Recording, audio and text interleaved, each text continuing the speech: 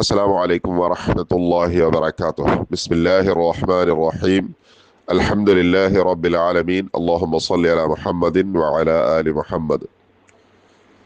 ഇൻഷാ അല്ലാ ഇന്ന് നമ്മൾ പഠിക്കുന്ന പ്രാർത്ഥനയുടെ ആദ്യ ഭാഗം നമ്മൾ നേരത്തെ പഠിച്ച ഒരു പ്രാർത്ഥനയിൽ വന്നിട്ടുള്ളതാണ്. അതായത് സൂറത്തുൽ നംലിന്റെ 19-ാമത്തെ ആയത്തിൽ വന്ന സുലൈമാൻ നബി അലൈഹി സ്വലാത്തു വസ്സലാമിയുടെ ഒരു പ്രാർത്ഥന നമ്മൾ പഠിച്ചിരുന്നു. അതിൻ്റെ ആദ്യ ഭാഗത്തിൽ വന്ന കാര്യങ്ങൾ തന്നെയാണ് ഇന്നത്തെ പ്രാർത്ഥനയിലും ഉള്ളത്. പക്ഷെ അവസാന ഭാഗത്ത് നമ്മൾ റബ്ബിനോട് ആവശ്യപ്പെടുന്ന കാര്യങ്ങളിൽ വ്യത്യാസമുണ്ട്. പ്രാർത്ഥന ഇങ്ങനെയാണ്: റബ്ബി ഔസിഅനി അൻ അഷ്കുറ നിഅമതക അല്ലതി അൻഅംത അലയ്യ വഅലാ വാലിദയ്യ വഅൻ അഅമല സാലിഹൻ തർദാഹു വഅസ്ലിഹ് ലീ ഫീ ദുർരിയ്യതി ഇന്നി തുബ്തു ഇലൈക വഇന്നി മിനൽ മുസ്ലിമീൻ. ഒന്നുകൂടി ചൊല്ലി നോക്കാം. റബ്ബി ഔസിഅനി അൻ അഷ്കുറ നിഅമതക അല്ലതി അൻഅംത അലയ്യ വഅലാ വാലിദയ്യ വഅൻ അഅമല സാലിഹൻ തർദാഹു വഅസ്ലിഹ് ലീ ഫീ ദുർരിയ്യതി ഇന്നി തുബ്തു ഇലൈക വഇന്നി മിനൽ മുസ്ലിമീൻ. ഈ പ്രാർത്ഥന വന്നിരിക്കുന്നത് സൂറ അൽ അഹ്ഖാഫിന്റെ 15-ാമത്തെ ആയത്തിലാണ്. ഞാൻ ആദ്യം അതിന്റെ അർത്ഥം ഒന്ന് പറയാം. റബ്ബി, എൻ്റെ റബ്ബെ. അത് പിന്നെ അങ്ങനെയാണ് ഖുർആനിലെ പ്രാർത്ഥനകളൊക്കെ തുടങ്ങാറുള്ളത് എന്ന് നമ്മൾ പറഞ്ഞതാ, അല്ലെങ്കിൽ റബ്ബന എന്ന്. ഔസിഅനി, എന്നെ നീ തോന്നിപ്പിക്കണമേ, അല്ലെങ്കിൽ എന്നെ നീ പ്രചോദിപ്പിക്കണമേ എന്നൊക്കെയാണ് ഔസിഅനി എന്നതിൻ്റെ അർത്ഥം. എന്തിനാ എന്നെ പ്രചോദിപ്പിക്കേണ്ടത്, അല്ലെങ്കിൽ എന്തിനാ എന്നെ തോന്നിപ്പിക്കേണ്ടത്? അൻ അഷ്കുറ, ശുക്ർ ചെയ്യാൻ, നന്ദി കാണിക്കാൻ. എന്തിന് നന്ദി കാണിക്കാനാ? നിഅമതക, നീ നൽകിയ സുഖങ്ങൾക്ക്, നീ നൽകിയ അനുഗ്രഹങ്ങൾക്ക്. അല്ലതി അൻഅംത അലയ്യ വഅലാ വാലിദയ്യ, എനിക്ക് നീ നൽകിയ സുഖങ്ങളും എൻ്റെ മാതാപിതാക്കൾക്ക് നീ നൽകിയതും.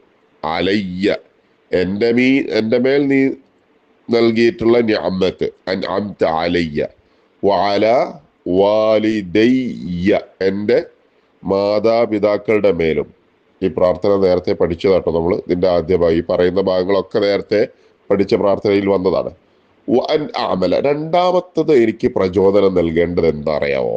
വഅൻ അഅമല സ്വാലിഹൻ തർദാഹു, വഅൻ അഅമല സ്വാലിഹൻ തർദാഹു, വഅൻ അഅമല, അമല് ചെയ്യാനും എനിക്ക് നീ പ്രചോദനം നൽകണം. പ്രവർത്തിക്കാൻ.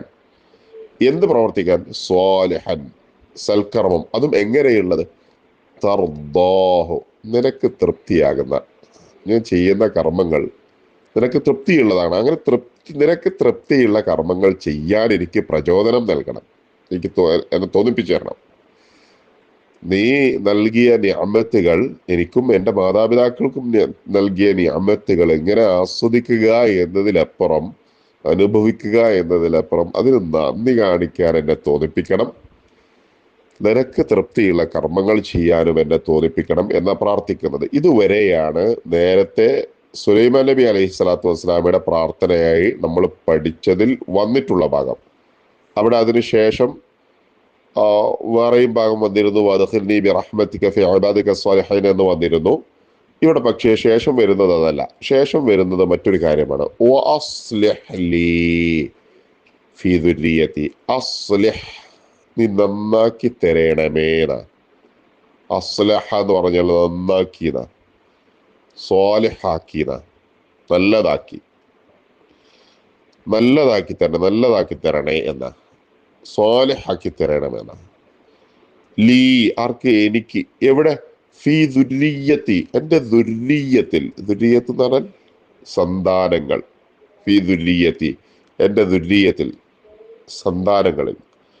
എന്നിട്ട് പറയുന്നത് ഇന്നി തുബ്തു ഇലൈക, ഞാൻ നിന്നിലേക്ക് പശ്ചാത്തപിച്ചു മടങ്ങിയിരിക്കുന്നു. വ ഇന്നി മിനൽ മുസ്ലിമീൻ, ഞാൻ മുസ്ലിങ്ങളിൽ പെട്ടവനാണ്. എന്ന് പറഞ്ഞാൽ, മുസ്ലിം എന്ന് പറഞ്ഞാൽ കീഴ്പ്പെട്ടവൻ എന്നർത്ഥം. ആ ടേമിന്റെ അർത്ഥം അള്ളാഹുവിന് കീഴ്പ്പെട്ടവൻ, റബ്ബിന് കീഴ്പ്പെട്ടവൻ. ഞാൻ റബ്ബിന്റെ കൽപ്പനകൾക്ക് വിധേയനായവരാണ് എന്ന ഇതാണ് ഈ പ്രാർത്ഥനയിലുള്ളത്. ആദ്യം പറയുന്നത് രണ്ട് കാര്യങ്ങൾക്ക് തോന്നിപ്പിച്ചു തരാനാണ്. എന്താണ് ആ രണ്ട് കാര്യങ്ങൾ? റബ്ബി ഔസിഅനി എന്ന് പറഞ്ഞിട്ട് പറയുന്ന രണ്ട് കാര്യങ്ങൾ എന്താ? ഒന്ന് അൻ അഷ്കുറ, ശുക്ർ ചെയ്യാൻ, നന്ദി ചെയ്യാൻ. എന്തിന്? നിഅമത്തകല്ലത്തി അൻഅംത അലയ്യ വഅല വാലിദയ്യ, എനിക്കും എൻ്റെ മാതാപിതാക്കൾക്കും നീ നൽകിയ നിഅമത്തുകൾക്ക്. രണ്ടാമത് എന്തിനു തോന്നിപ്പിക്കാനാ പറഞ്ഞിട്ടുള്ളത്? വഅൻ അഅമല സ്വാലിഹൻ തർദാഹു, നിനക്ക് തൃപ്തിയുള്ള കർമ്മങ്ങൾ ചെയ്യാൻ വേണ്ടി, നിനക്ക് തൃപ്തിയുള്ളത് പ്രവർത്തിക്കാൻ വേണ്ടി. ആദ്യം പറയുന്നത് ഈ രണ്ട് കാര്യങ്ങൾ തോന്നിപ്പിക്കാനാണ്. പിന്നെ പറയുന്നത് വഅസ്ലിഹ് ലീ ഫീ ദുർരിയത്തി, എൻ്റെ സന്താനങ്ങളിൽ നീ നന്നാക്കി തരയണമെന്നാണ്. എന്നിട്ട് നമ്മൾ പടച്ചവനോട് പറയാണ് രണ്ട് കാര്യങ്ങൾ. ഒന്ന്, ഞാൻ നിന്നിലേക്ക് പശ്ചാത്തപിച്ച് മടങ്ങിയിരിക്കുന്നതാ, ഇന്നി തുബത്തു ഇലൈക്ക. രണ്ടാമത്തത് പറയുന്നത് ഇന്നി മിനൽ മുസ്ലിമീൻ, ഞാൻ മുസ്ലിങ്ങളിൽ പെട്ടവനാണ്, അഥവാ നിനക്ക് കീഴ്പ്പെട്ടവരിൽ പെട്ടവനാണ് എന്ന് നമ്മൾ പ്രഖ്യാപിക്കുകയാണ്. ഈ പ്രാർത്ഥന വന്നിരിക്കുന്നത് ഞാൻ പറഞ്ഞല്ലോ സൂറ അൽ അഹ്ഖാഫിന്റെ 15-ാമത്തെ ആയത്തിൽ. 15-ാമത്തെ ആയത്തിൽ ഈ പ്രാർത്ഥന വന്നത് ആദ്യം മാതാപിതാക്കൾ നമ്മളെ ഗർഭം ധരിക്കുന്നതിനും നമ്മളെ മുലയൂട്ടുന്നതിനുമൊക്കെ സഹിച്ചിട്ടുള്ള ത്യാഗങ്ങൾ പറഞ്ഞതിന് ശേഷമാണ്. എന്നിട്ട് ആ ഗർഭത്തിൻ്റെയും മുലയൂട്ടലിൻ്റെയും ഒക്കെ പീരീഡ്, സമയം പറഞ്ഞതിന് ശേഷം പിന്നെ അങ്ങനെ വളർത്തപ്പെട്ട ഒരു കുഞ്ഞ് പിന്നെ അങ്ങനെ വളർന്ന് വലുതായി വലുതായി വലുതായി വലുതായി ഏതാണ്ട് ഒരു 40 വയസ്സെത്തുമ്പം, 40 വയസ്സെത്തെന്ന് പറഞ്ഞാൽ മനുഷ്യന്റെ ഒരു പക്വത അതിന്റെ പൂർണ്ണതയിലെത്തുന്ന സമയമാണ്. റുഷ്ദ് കിട്ടുമ്പോൾ എന്നാ പറഞ്ഞിട്ടുള്ളത്. റുഷ്ദ് എന്ന് പറയുന്നത് അതിന്റെ ഒരു പൂർണ്ണതയിലെത്തുന്ന സമയം. അതുകൊണ്ടാ പ്രവാചകന്മാർക്ക് ദൗത്യമേൽപ്പിക്കപ്പെട്ടിട്ടുള്ളത് ആ ഒരു ഘട്ടത്തിലാണ്. റസൂലുള്ളാഹി സ്വല്ലല്ലാഹു അലൈഹി വസല്ലമക്ക് ദൗത്യമേൽപ്പിക്കപ്പെട്ട പ്രായം നമ്മൾക്കറിയാം, 40-ലാണ്.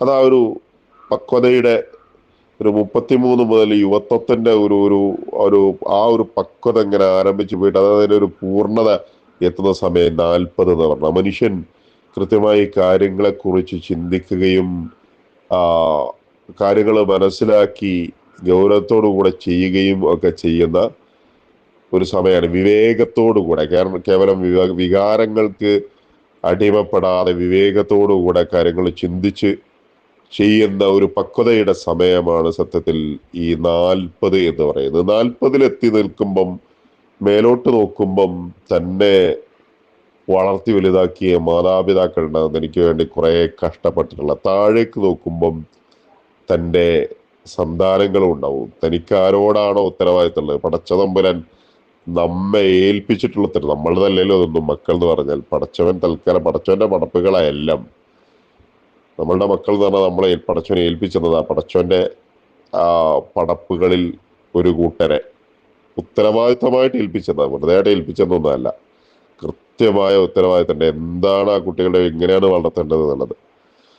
അപ്പം ഈ 40-കളിൽ എത്തുമ്പം മേലോട്ട് നോക്കുമ്പം നമ്മളോട് നിർവഹിക്കേണ്ട ഉത്തരവാദിത്തം, നമ്മുടെ തർബിയത്ത് കൃത്യമായി നിർവഹിച്ച മാതാപിതാക്കൾ ഉണ്ടാവും മേലെ. താഴേക്ക് നോക്കുമ്പോൾ നമ്മളെ ഏൽപ്പിക്കപ്പെട്ട ഉത്തരവാദിത്തമായ നമ്മളുടെ മക്കളും ഉണ്ടാവും.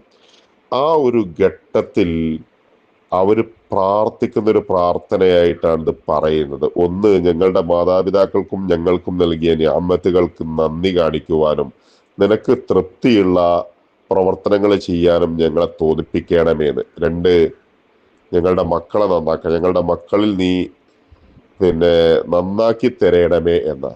എന്നിട്ട് നമ്മൾ പറയുന്നത് ജീവിതം ഇതുവരെ എത്തി, കുറെ തെറ്റുകളൊക്കെ വന്നു പോയിട്ടുണ്ടാവും, പടച്ചവനെ നിന്നിലേക്ക് ഇതാ ഖേദിച്ച് മടങ്ങിയിരിക്കുന്നു, ഇനി തുബ്തയിലേക്ക്. പിന്നെ പറയുന്നത് ഞാൻ നിനക്ക് കീഴ്പ്പെട്ട് ജീവിക്കും, ഇനി ഇന്നി മിനൽ മുസ്ലിമീൻ, ഞാൻ മുസ്ലിങ്ങളിൽ പെട്ടവനാണ് എന്ന് പ്രഖ്യാപിക്കുന്ന വല്ലാത്തൊരു പ്രാർത്ഥനയാണിത്.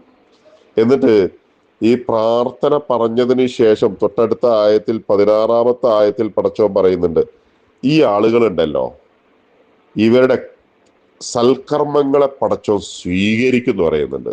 ഉലൈകല്ലദീന തഖബ്ബലല്ലാഹു